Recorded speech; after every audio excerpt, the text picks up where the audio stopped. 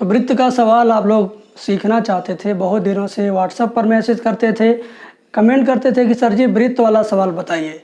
तो आज हम वृत्त वाला सवाल ही बताएंगे और ऐसे सवाल बताएंगे कि जो 2010 के एग्ज़ाम में पूछा गया था और 2013 के एग्ज़ाम में पूछा गया था।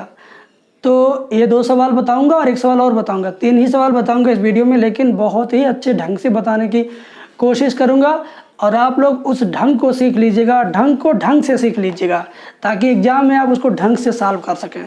ठीक है ना। चलिए देखिए, ये अरिहंत पब्लिकेशन की बुक से वृत्त वाला क्वेश्चन है, बहुत बढ़िया क्वेश्चन है। पबजी वाला उदाहरण देंगे इसमें हम। देखिए यह वृत्त है, इस वृत्त में एक जीवा ऐसे जा रही है, एक जीवा ऐसे जा रही है। ये दोनों क्या है, आपस में जीवाएं हैं और इन जीवाओं का नाम है, एक जीवा का नाम ए बी है और दूसरी जीवा का नाम सी डी है। दोनों जीवा एक दूसरे को बिंदु ई पर मुलाकात करती हैं, समझिए चौराहा बना दे रही हैं। और जीवाओं का नाप दिया हुआ इसमें, कहता है कि चित्र में बिंदु ओ वृत्त का केंद्र है। यहाँ पर ओ बिंदु है, यह वृत्त का क्या है, केंद्र है। ठीक है, जिसकी ए बी तथा सी डी परस्पर ई पर प्रतिच्छेद करती हुई 2 जीवाएं हैं। मैंने बोला ना, ए बी और सी डी ई पर प्रतिच्छेद करती हुई 2 जीवाएं हैं। सी ई का मान 4 दिया है, सी से ई तक मान कितना दिया है, 4 दिया हुआ है। और फिर तथा सी डी बराबर 2 सेंटीमीटर, ये सी डी नहीं है, ये ई डी है 2 सेंटीमीटर, क्योंकि अगर सी डी 2 सेंटीमीटर देगा पूरा तो उसने यहाँ तक 4 दे दिया है।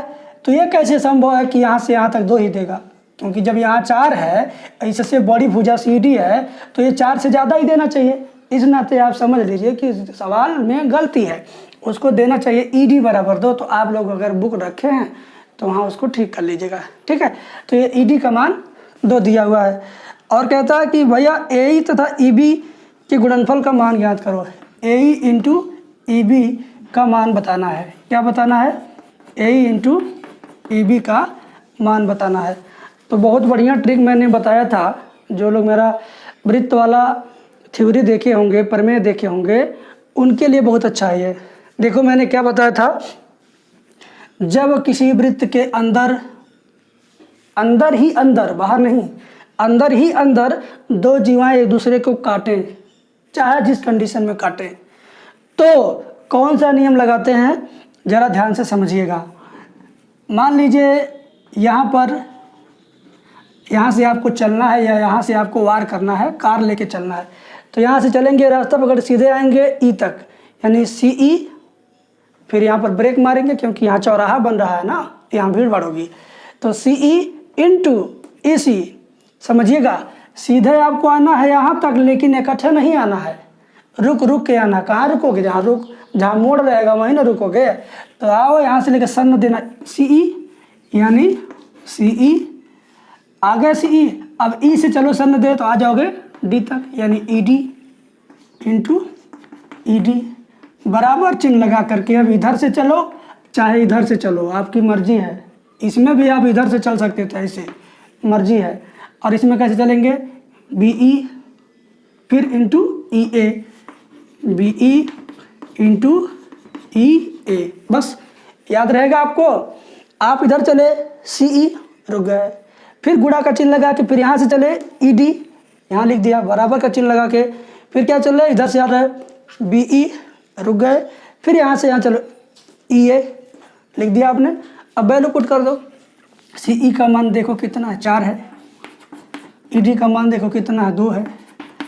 जिसका मान निकालना ए ही निकालना है, तो ई ए को घुमा के ए ही बना दो, बात वही हुआ। ठीक है, फिर ई डी लिखना है, तो ई डी कहाँ पर है आपका, कुछ लगता है मिस्टेक है, हाँ ई बी लिखना चाहिए था, हमने यहाँ गलती लिखा, सवाल में ई बी है। ठीक है ना, तो बी ई को हम ई बी लिख सकते हैं,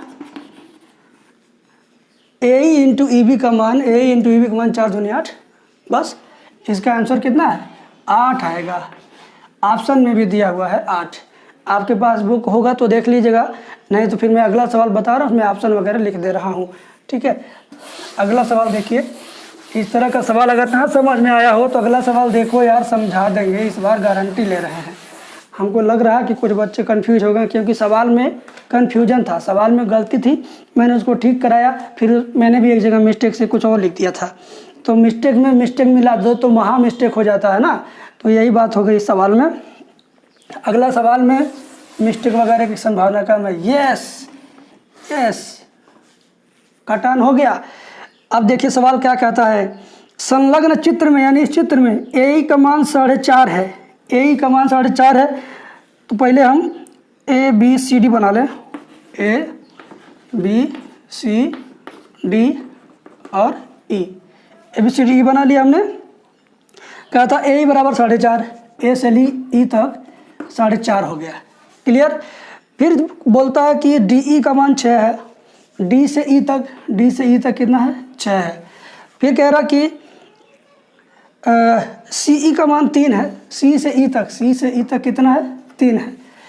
फिर पूछ लिया ए बी की लंबाई, ए से बी तक की लंबाई। कोई बात नहीं मेरे भाई, लंबाई आ जाएगा। देखो ए बी की लंबाई बताना है, ए बी की लंबाई बताना है और 4 ऑप्शन दिया हुआ है। पहले हम ऑप्शन भी लिख दें ताकि आप लोग भी अपने मन से कुछ टाल मटोल करिए। 4, 8, 8.5, 4.5, 4 ऑप्शन है, 4, 8, 8.5 और 4.5, ठीक है।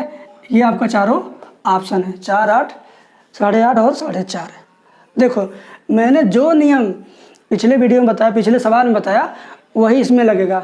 वृत्त है, वृत्त के अंदर 2 जीवाएँ एक दूसरे को अंदर ही अंदर जब काटें तो वही चौराहा वाली बात हो जाएगी। कार लेके यहाँ से चलो, यहाँ तक आओ, रुक जाओ, फिर एक बार यहाँ से मारो गियर वार लगा के, फिर यहाँ तक आके रुक जाओ, यानी डी ई गुणा ई सी। और आप चाहो तो इधर से भी जा सकते हो, चलो यहाँ से इधर चलते हैं उल्टा, सी ई इंटू ई डी, सी ई इंटू ई डी बराबर। अब इधर से चलो चाहे इधर से चलो, किधर से चलना है, इधर से चलता है ऐसे वाला, ठीक। तो ए ई इंटू ई बी, ए ई इंटू ई बी, ए ई इंटू ई बी, ठीक है। अब मान रख दीजिए, सी ई का मान कहीं कुछ दिया है, सी से ई तक दिया 3 रख दिया तुमने, ई डी का मान दिया है, ई से डी तक दिया 6 रख दिए, ए का दिया गया, ए का मान 4.5 दिया रख दिए 4.5, ई बी का मान नहीं दिया है तो रहने दो वैसे। अब भैया 6 3 18 हो गया, 4.5 इधर आ गया तो बटे में 4.5 हो गया बराबर ई बी। अब दशमलव यहाँ से हटाना है तो ऊपर नीचे 10/10 का क्या कर दो गुणा, तो 180 ऊपर हो गया, नीचे हो गया 4.5 बराबर ए बी। अब तुम काटने में माहिर हो, 9 से काटो, 9 दूना 18, 9 5 45, फिर 5 से काटो, 5 चौक 20, 4 आ गया। तो ई बी बराबर क्या पा गए, 4। लेकिन तुमको तो बताना था ए बी की लंबाई। कोई लड़का बड़ा हौहार होगा, जो बहुत जल्दीहा होगा, बहुत तेज़ी वाला होगा, तो सोचेगा ए बी बराबर 4 आ गया, ऑप्शन हम 4, बाकी नहीं देखेगा 4 मार देगा, धड़ाक से बढ़ जाएगा आगे, हो गया गलती। इसको बोलते ओवर कॉन्फिडेंस। ज्ञात करना था तुम्हें ए से बी तक का मान, तुमने अभी ई से बी तक पाया है, केवल इतना ही पाया था। तुमको बताना था ए से बी तक, और तुम अभी ई से बी तक पाए, तब तक ऑप्शन में भी पा गए, मार दिए। तो तेजी वाले कहते ना हौहा के गलती कर देंगे, तो वही गलती करो। ए से बी तक जाने के लिए क्या क्या जोड़ना पड़ेगा, देखो ज़रा, ए से बी तक ए ही जोड़ेंगे 4.5, 4.5 में ई भी जोड़ेंगे, 4.5 में ई भी 4 जोड़ देंगे, ठीक है ना। देखो भाई सही से देखो, ए भी ज्ञात करने के लिए 4.5 में 4 जोड़ेंगे, 4 4 8.5, तो हाई वाला सी वाला सही हो गया, बुझ गए। तो सवाल आसान होते हुए भी आप लोग गलत कर देते हैं, हड़बड़ा के पहले ही ध्यान जाएगा, क्योंकि एक बार बच्चे कहते अरे आई 4 आई, देखिए ऑप्शन में 4 है कि नहीं, मार देंगे, ये नहीं सोचेंगे कि क्या पूछा है, क्या बताना है। अब ऐसे ही एक बम्पर सवाल और देखो, उसमें ये वाला रूल नहीं लगेगा, दूसरा रूल लगेगा। अभी देखिए, अभी चढ़िए मत है तो एडिट करना पड़ेगा। यदि आप चाहते हो कि इसी तरीके की वीडियो पा करके पूरा पॉलीटेक्निक एंट्रेंस एग्जाम क्वालिफाई करना, एक अच्छा कॉलेज पाना, अच्छा रैंक पाना, तो आप किसी भी यूट्यूब चैनल पर जाओगे तो कोई भी यूट्यूब वाला आपको पूरा सिलेबस नहीं पढ़ाएगा, सीरियल वाइज नहीं पढ़ाएगा, एक किनारे से A to Z नहीं पढ़ाएगा। लोग बीच बीच में सिर्फ वीडियो डालते हैं चैनल पर और वैसा ही आपको मिल जाता है, जिससे आपकी पूरी तैयारी नहीं हो पाती है। यदि आपको चाहिए 50 चैप्टर, इस तरीके से 50 चैप्टर कंप्लीट मैथ चाहिए, 24 चैप्टर फिजिक्स चाहिए और 24 चैप्टर केमिस्ट्री चाहिए और साथ में 2300 क्वेश्चन का PDF क्वेश्चन चाहिए। PDF क्वेश्चन भी रहेगा और उसका सॉल्यूशन भी रहेगा। ये सारी चीज़ें यदि आप चाहते हैं कि आपको मिल जाए और आपकी परीक्षा अच्छे से निकल जाए, आप एक अच्छा रैंक पा सको और एक अच्छे कॉलेज में एडमिशन पा सको, तो इसके लिए क्या करना है, आपको मेरे व्हाट्सएप नंबर 7525 81 80 38 पर POLY पॉली लिख करके व्हाट्सएप करना है। हम आपको ये सारी चीज़ें देंगे लेकिन थोड़ी सी फीस लेंगे। आप अगर इतनी चीज़ें मार्केट में जाकर पढ़ेंगे, किसी कोचिंग सेंटर पर, किसी शहर में या कहीं भी गांव में, तो कोई आपसे 5,000 लेगा इतना सारा चीज़ पढ़ाने का, कोई आपसे 4,000 रुपये लेगा, कोई आपसे 3,000 रुपये लेगा, कोई आपसे 2,000 लेगा। यदि गांव में भी पढ़ोगे इतना सारा पढ़ाने का, आपसे 2,000 तो कम से कम लिया ही जाएगा। तो मैं आपको इतनी सारी चीज़ें दे रहा हूँ, ना 5,000 में, ना 4,000 में, ना 3,000 में, ना 2,000 में, मात्र ये सारी चीज़ें हटा दिया जाए तो मात्र मैं आपको 500 रुपये में ये सारी चीज़ें दे रहा हूँ। ये 500 रुपये इतना कम इसलिए रखा गया है कि गरीब से गरीब स्टूडेंट भी इस फीस को पे करके अपनी पढ़ाई कर सके और अच्छे कॉलेज में एडमिशन लेकर के अपना भविष्य अच्छा बना सके। तो ये रहा थोड़ा सा आपके लिए ज़रूरी सूचना, मुझे लगा बताना उचित है तो मैंने बताया। चलिए अब हम लोग सॉल्व करते हैं अगला क्वेश्चन। अगला सवाल देखिए, सवाल ऐसा है, ठीक है, चित्र इसका ऐसा है, ये चित्र बना दिया मैंने। ABC कहाँ गई थी, ABCO, तुम्हें बताना इस कोण का मान लो ये x डिग्री है, ठीक है, और इसमें दे दिया इधर है 100 डिग्री। अब मैं सवाल पढ़ देता हूँ। निम्न चित्र में कोण OAC का मान होगा, निम्न चित्र में कोण OAC का मान ये वाला बताना है। तो भाई साहब आप लोग क्या गलती करोगे, अभी मैं बता रहा हूँ 20, 40, 10, 50, 4 गो ऑप्शन है, 20, 40, 10, 50, मतलब 20 अंश होगा इसका आंसर कि 40 अंश होगा कि 10 अंश कि 50 अंश, ये बताना आपको। 4 ऑप्शन है। अब देखो गलती क्या करोगे तुम लोग, करोगे यहाँ पे परिधि पर कोण बन गया कितना 100, तो इसका दुगना यहाँ तुम बना दोगे 200, और 200 जब यहाँ बना दोगे तो फिर इसका आधा आधा करके इसको लिखोगे 100 इसमें है या नहीं है, पगला जाओगे। तो इसमें लॉजिक क्या है ये जानिए। ये क्या है, ये जो टेढ़ी रेखा जा रही है इसको बोलते हैं हम लोग चाप। क्या बोलते हैं, चाप। चाप का नियम है कि एक ही चाप द्वारा केंद्र पर बना कोण परिधि पर बने कोण का दुगना होता है। ठीक है, दुगना वाला नियम तुम्हें भी याद है, मुझे भी याद है, लेकिन तुम उल्टा लगाओगे, हम सीधा लगाएंगे। कैसे, जिधर चाप है चाप की दिशा में ही कोण हम देखते हैं, और तुम लोग इधर का कोण सोच लोगे, ये चाप की तरफ नहीं ना, चाप तो इधर है। तो जब चाप इधर है तो इधर वाला कोण कितने का होगा, इसका दुगना होगा। तो ये 100 है तो इधर वाला हो गया कितना, 200। ठीक है, जब इधर वाला पूरा 200 हो गया तो इधर वाला अब कितना होगा, क्योंकि एक बिंदु के चारों तरफ 360 का कोण बनता है। तो जब इतना 200 है तो इसमें से 200 घटा लो तो बचेगा तुम्हारा 160। तो इधर वाला तुम जान गए कितना हुआ, 160। अब इसमें से एक छोटा वाला त्रिभुज हम बाहर निकाल लेते हैं। ये वाला निकाल लिया मैंने बाहर निकाल लिया। ये कोण 160 पा गया, कितना पा गया, 160।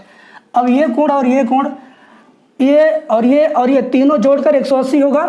क्लियर है, तीनों जोड़ के 180 होगा, और ये अकेले 160। इसका मतलब क्या, ये और ये दोनों मिलकर 20 ही बचा है, क्योंकि 20 और 160 जोड़ेंगे तो 180 हो जाएगा। तो ये और ये दोनों मिल करके 20 है। लेकिन एक नियम और यहाँ काम करेगा कि O से लेकर C तक क्या है, त्रिज्या है। O से लेकर A तक क्या है, त्रिज्या है। तो त्रिज्या आपस में बराबर होती है। तो त्रिभुज का रूल है कि किसी त्रिभुज में यदि दो भुजाएं आपस में बराबर हैं, ये और ये दोनों भुजा बराबर है, तो इसके कोण भी आपस में, ये दोनों आपस में बराबर होंगे। मतलब क्या, जितना ये होगा उतना ही ये होगा। तो आपको पता कि इन दोनों का योगफल 20 है, इन दोनों का योगफल क्या 20 है। तो दोनों आपस में यदि बराबर हैं तो 20 में से बराबर बराबर बांटिए तो कितना कितना आएगा, 10 और 10 आएगा। तो ये आपका 10 डिग्री वाला सही हो गया। हम चाहते हैं कि ज़बानी मुँहज़बानी अगर कैलकुलेशन हो जाए तो लिखने की क्या ज़रूरत है, क्योंकि पॉलिटेक्निक के एग्ज़ाम में कम लिखिए, कम गूंजिए, उत्तर तक पहुंच जाइए। तो वही चीज़ है कि आप ये दोनों 20 हो गया मिलकर, बराबर होने के नाते तो दोनों को हम 10 कर देंगे। ऑप्शन आपका 10 अंश वाला सही है। आप गलती करते इधर ही कर लेते दुगना और फंस जाते। ठीक है, तो फिर ऐसी वीडियो बनाएंगे, फिर मिलिए अगले वीडियो में।